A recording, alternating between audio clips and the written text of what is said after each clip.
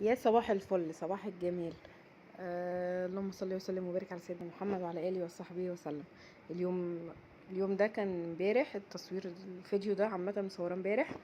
فاليوم كان جميل جدا، لاني كنت خرجت مع اصحابي، فطرنا بره، وبعد كده جبت طلباتي بقى وروحت. كان خلاص الساعه 3 العصر كده. ف نزلت، كنت حابه ان انا اعمل سمك، فجبت بقى الحاجات اللي انا هحتاجها في الاكل ده. بس ما جبتش حاجات كتير، لان انا بصراحه مش يعني بزهق من السوق لو رحت لوحدي وكده.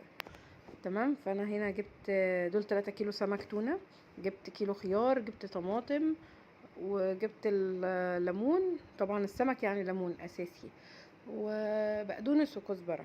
تمام. روحت لقيت بنتي خلصت بقى، كان في حاجات في المطبخ مثلا عملتها وكده. فهنا انا هغسل الخضار الاول واركنه عشان ما يتزفرش، وبعد كده اشوف بقى انا هعمل ايه. هغسل الحاجه واركنها، وعندي فلفل طبعا في التلاجة. هو تقريبا التلاجة فنشت خلاص، فعايزه انزل اجيب الطلبات احطها فيها. فده كده الخضار غسلته، وابتدي بقى اغسل السمك. بنقطع الراس، وبالمقص بقص الزعانف والديل، وافتح السمكه، اطلع الحاجات اللي فيها واحطها بقى على جنب. يعني انا هبتدي انضف هوريكم اول سمكه، وبعد كده انا هكمل الباقي بقى مع نفسي. تمام. اي حاجات بقى اللي هي السمره اللي هي بتبقى لازقه دي، كل ده بيتشال.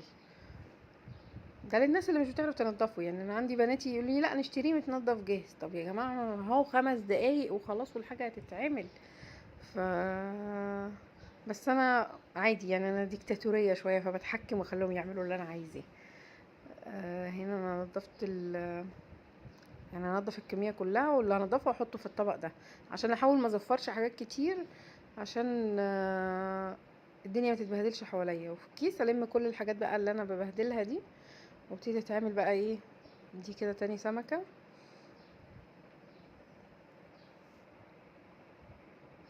هو كان زمان قوي نفسي اكل سمك صينيه، وتقريبا قعدت فتره حوالي 14 سنه ما اعملوش. اعمل سمك مشوي، اعمل سمك اللي هو البلطي المقلي، لان انا في الاسماك هو تونه وبلطي. دي علاقتي بالسمك، دي كل علاقتي بيه يعني. من الناس اللي ملهاش في الاسماك خالص. هنا انا حطيت ملح ودقيق، 3 معالق دقيق ومعلقتين ملح كده حلوين، وشويه خل، وهعصر عليهم ليمونتين، واحط ميه واقلب الخلطه دي، عشان ما ارشش دقيق على الحاجه، عشان دي بيسحب الزفاره، فيبقى مش حلو. يعني السمك هيتهري مني. فلا، انا بدوب ده في الميه، او حتى لو لو الفراخ نفسها بغسلها كده، بدوب الحاجه دي في ميه، واحط فيها بقى الحاجه بتاعتي اللي هو الفراخ السمك كده، عشان يسحبوا الزفاره منها، اللي هو زي محلول كده بنقع فيه الحاجه شويه. تمام. فهنا انا اقطع السمكية 3، وابتدي بقى ايه احطهم، يعني اسيبهم بقى شويه. على فكره، الخروج مع الصحاب بيطلع الطاقه السلبيه، وبيغير المود. يعني أنا كنت كسلانه وجسمي همدان كده، لما خرجت ورجعت لا، لقيت نفسي فايقه ومركزه قوي في الحاجه اللي بعملها، وحابه ان انا اعمل كذا حاجه. فلا، الخروج بيفرق يا جماعه. هنا خلاص بقى، انا سيبته شويه عقبال ما وضبت الحاجه بتاعتي، قشرت التوم وجهزت الحاجات بتاعتي، وانا حطيته بقى يتصفى. شطفته، طلعته من المحلول ده وشطفته وحطيته يتصفى، عقبال ما ايه ابتدي بقى اعمل الحاجه. هنا ده التوم، انا عملت راس توم كبيره. بعد كده احط عليها 3 قرون فلفل. تمام. انا عامه، او في بيتنا بنحب الحاجه السبايسي، فعلى طول احنا الفلفل ده اساسي بقى في الحاجه في الاكل بتاعنا.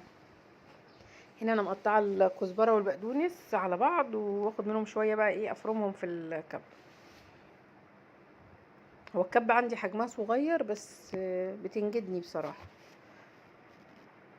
دي بقى جوزة الطيب، برضو بتخلي طعم السمك حلو. يعني الكمون وشويه جوزة الطيب والملح، ما بتحطش اي توابل تاني في السمك. ممكن سنه شطه بقى يعني، بس انا ما كانش عندي.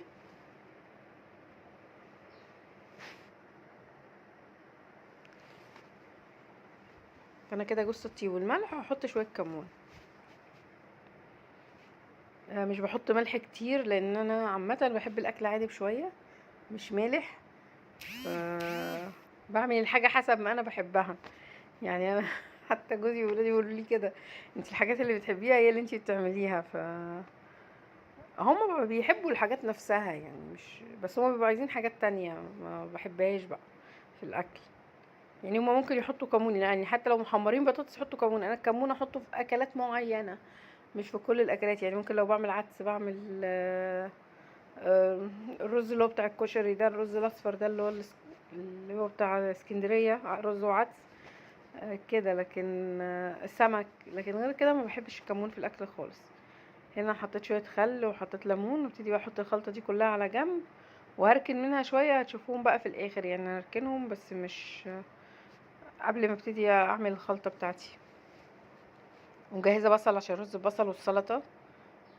ف دي بنتي بترخم عليا.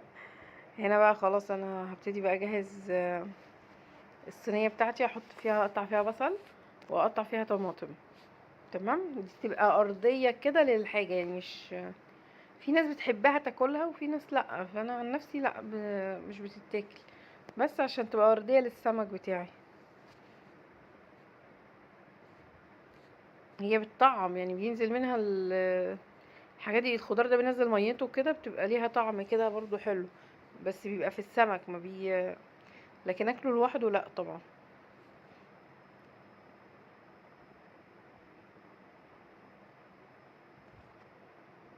هما انا قعدت 14 سنة ما اعملش الوصفة دي، وانا فاكرة حتى اخر مرة عملتها كنت كان في 2008، وما ما كررتهاش تاني. يعني كنت زهقت بقى من كتر ما اكلت سمك كتير، يعني كنت حامل وما باكلش ولا لحمه ولا فراخ ولا بقى الكلام ده كله، فكنت مضيها اسماك. يعني معظم الوقت ايه، سمك. أه بعوض بقى، لاني ولا باكل خضار ولا باكل اي حاجه، فهي اسماك يا البان، اللي هو لبن بقى عادي، جبنه قريش، حاجات زي كده، اللي هي الحاجات الصحيه. فكنت زهقت ونسيت بقى الوصفه دي خالص، وبعمل سمك مشوي وكده، ورجعت حبيت بقى، قلت اغير. ف خلاص انا هعمل لكم سمك صينيه، فهم اتفاجئوا بقى، ايه ده انتي عملتوش من زمان، وحبت الحركات بتاعتهم دي. المهم ان امبارح يعني اليوم كان لذيذ، مع ان اليوم كان بادئ بدري وطويل لحد 1 بالليل، بس كان جميل جدا. كان عندنا ضيوف وكده، فكنا قاعدين معاهم، فكان القعده حلوه. يعني في ناس الواحد بيقعد معاهم بيبقى مبسوط كده، مرتاح نفسيا.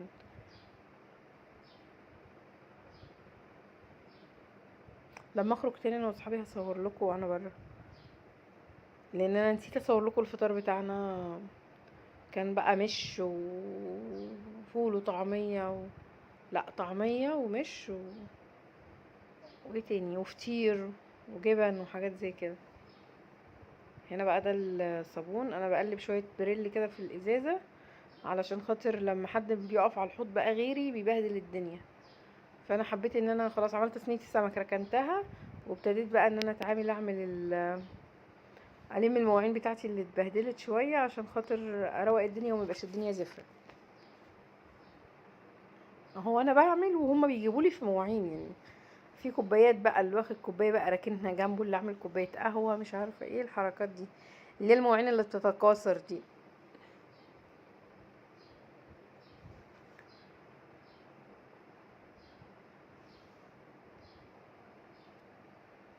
ومعرفش، انا الكوبايات عندي بتختفي، بتتبخر. يعني انا بيبقى بشتري كوبايات كتير وببص ملقاهاش، الاقي الطقم ناقص مج، ناقص كوبايه، ناقص مش عارفه ايه. المج الاحمر ده بتاع ماما الله يرحمها، فهي كانت مديهولي، كنت عندها ومستعجله، انا اخري كنت اقعد نص ساعه، فانا عايزه انزل امشي، فعملت كوبايه شاي وخدتها في ايدي وانا نازله، يعني اللي هو مش هلحق اشرب الشاي. قالت لي خلاص خدي الكوبايه وانتي نازله، اشربيه يعني في المواصلات وانتي ماشيه.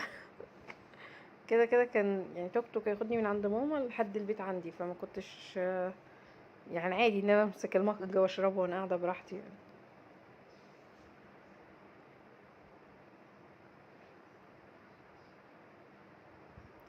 غسالة الاطباق بتاعتي باظت، بصراحه تعبانين من ساعتها، بنعاني. يعني كانت بتريحني من الحاجات الصغيره كلها بقى، والحاجات مثلا الاطباق الصيني والحاجات دي كلها، والمعالق والكوبايات والكلام ده. بقى الموضوع مرهق بالنسبه لي ان انا اقف كتير عشان التمزق اللي عندي في رجلي، حاجه رخمه قوي.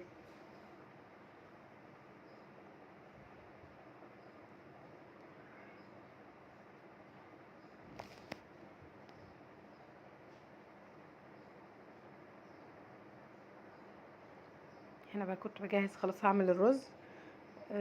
ده هقطع بصلتين كده حلوين، احطهم في الحله، احط عليهم زيت وابتدي احمرهم.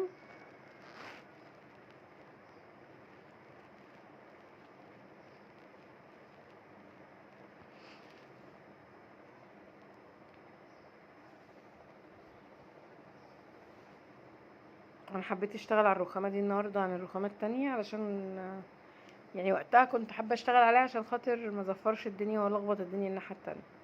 هي اي نعم اتلخبطت، بس بقى شغال عليها بالخل والديتول بقى امسح فيها وكده عشان الريحه. هنا بقى الرز اهو، حط بقى معلقه سكر دي عشان تخلي الرز بني شويه.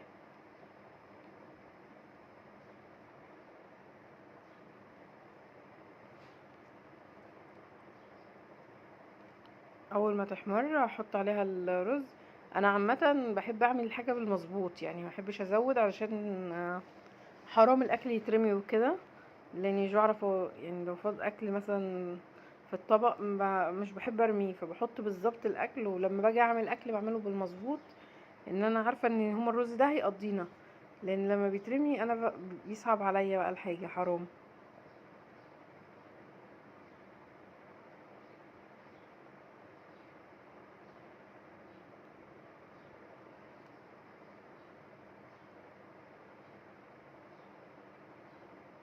ده كده بقى خلاص انا حيقت الرز ملح ومرقه دجاج. ابتدي بقى ايه اشوي السلطه. انا قطعت القوطه والخيار والبصل والكزبره والبقدونس طبعا مقطعاهم. هنا دي معلقه الخلطه اللي انا شلتها من الخلطه اللي حشيت بيها السمك، هقلبها معاهم وابتدي بقى ازود ملح، لاني دقت لقيت ان الملح ناقص فقلت ازود ملح. وهنا كملت شطفت الطبق كده بشويه ميه عشان خاطر يبقى فيه ميه كده تتاكل مع الرز.